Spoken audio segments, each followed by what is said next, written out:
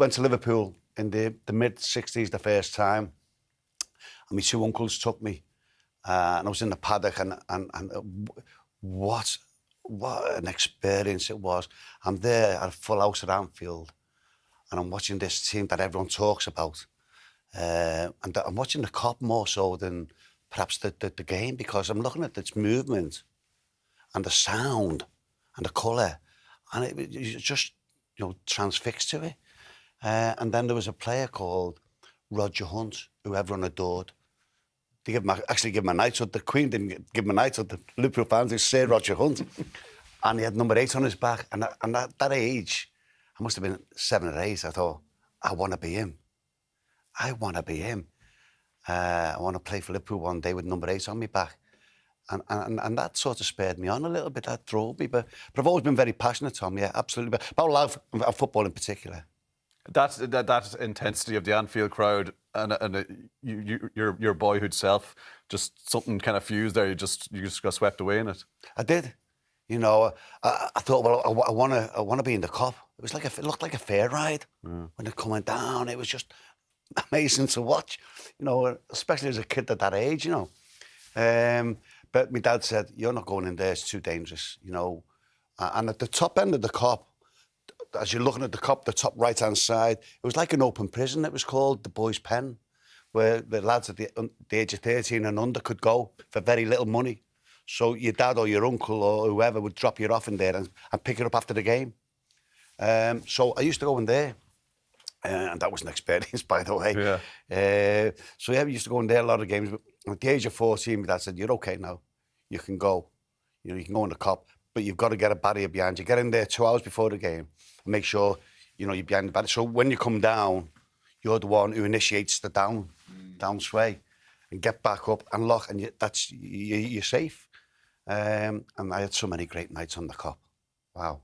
Yeah. That's fantastic. Watching them, lucky because Liverpool had fantastic teams in the 60s, 70s and 80s. John, you mentioned there you grew up in Garston in Liverpool, as you said, a proper working class community, and you said there that you had to learn how to fight your corner, but that helped you in football. Explain how that worked.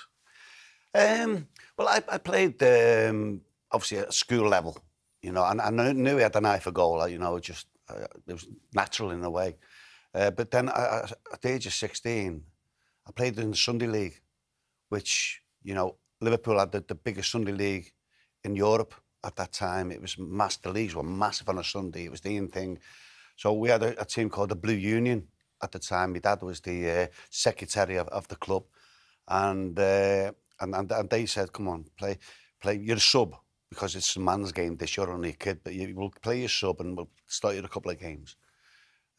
So I started getting involved in man's football when most of these players, well, not most, but some of the players had just strolled in from the nightclubs and marking you and kicking you all over the place and bullying you, seeing a young kid, and that's the way it was. So that indirectly helped me to stand up for myself a bit more, And I played in the Sunday leagues for the Garston Woodcutters then for a few years. We had a good team. And the Cheshire Lions, which was on the Saturday, so we played Saturday and Sunday, whilst being an apprentice toolmaker. But I loved it. More football. That formed you as a player, that environment? Yeah, I think, in them days, when we all see highlights of the football in the 60s, you get kicked all over the park. They used to try and bully. But I remember playing a game, I was only 17, and a fella had just come in from playing for this team, and he just got out of prison. And I used to stand up for myself. I was brought up. My dad made sure, someone hits you, hit them back type of thing. Never be bullied.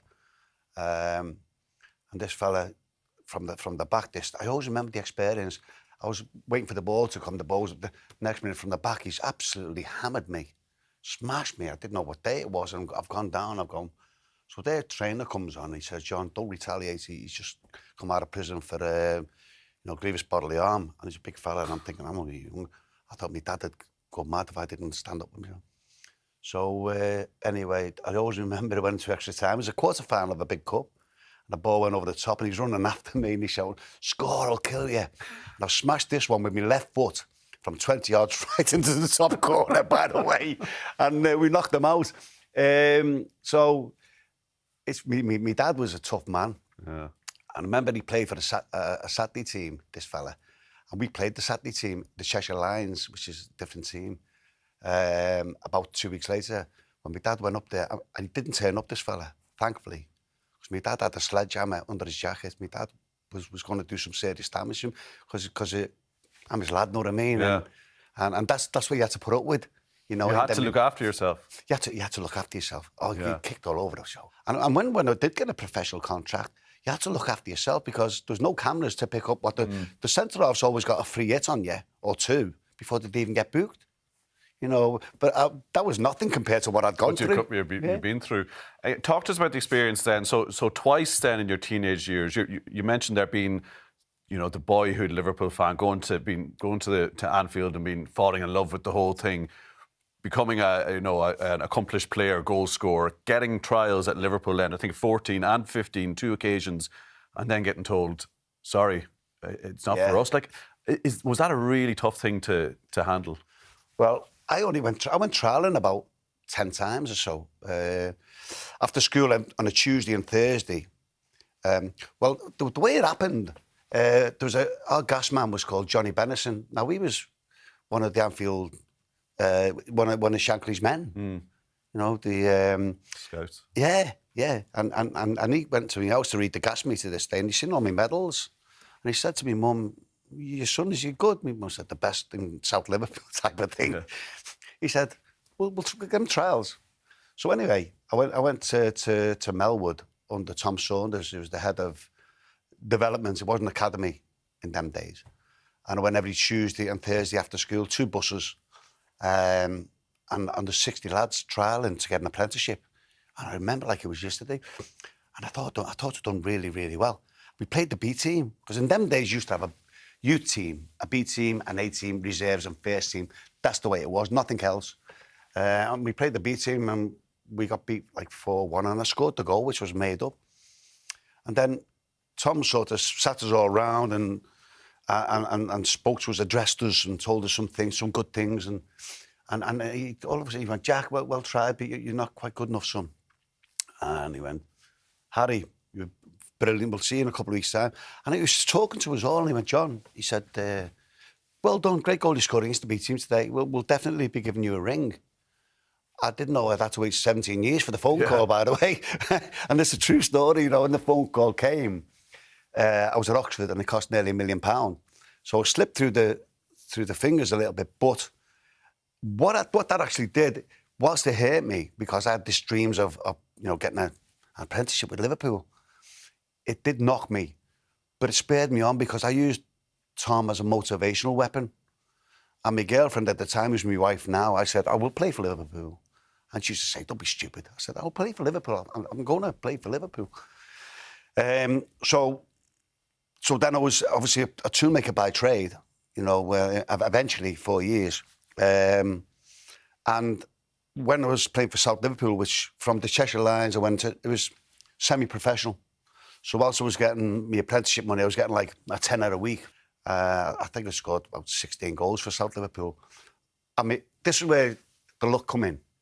My mate in work, Robin Ashurst, one of my mates in the tool shop, his brother was Len Ashurst, who's the manager of Newport County. So he went to watch me play Robin against Runcorn, which was a bit of a derby at home, and we won 4-1, and I played particularly well. I scored a couple of goals, I think. And he's better than I actually thought, this lad. So he phoned their Len up. He said, they're playing Frickley in the week. South Liverpool, come and watch me, mate. He's better than what I thought. So he came and watched me, Len, and we won 3-0, and I scored the 3. Now that's a little, you get a bit of luck. Moments. Yeah, you know, that was a little bit of luck that came my way, but once you get the luck, you have to grasp it. You have to make it work. So when you go to Newport then, that's full-time football. Yeah. That's a big change, I guess. Yeah. But are you conscious then, I got to raise my game here, like are you working all the time, improving yourself? Yeah. Or is it just a case that you were good, or you were always good enough and finally somebody recognised you? No, that was just the beginning of things. First of all, he's quite old-fashioned, Len Ashurst. I was going on as I'd done me 4 year stint as an apprenticeship. I was going on £82 a week, plus overtime, plus a tenner for Liverpool, South Liverpool or more, and he offered me £78 a week, flat, 1 year contract, just 1 year. So my dad's saying, "You're not going," and I said, "I'm going, Dad. It's make or break. It mightn't happen to me again. This is the one chance I've got." So it was a big move, but I had a 1 year contract. I was like that. So what I did in that was in the March time. The season ended in the May, and I couldn't play for them because I wasn't signed on in time. But from May to the next pre-season, it was 6 weeks or 7 weeks. I went working with my dad on the roofs because my dad was a roofer. So he used to pay me to do work on the houses and all that.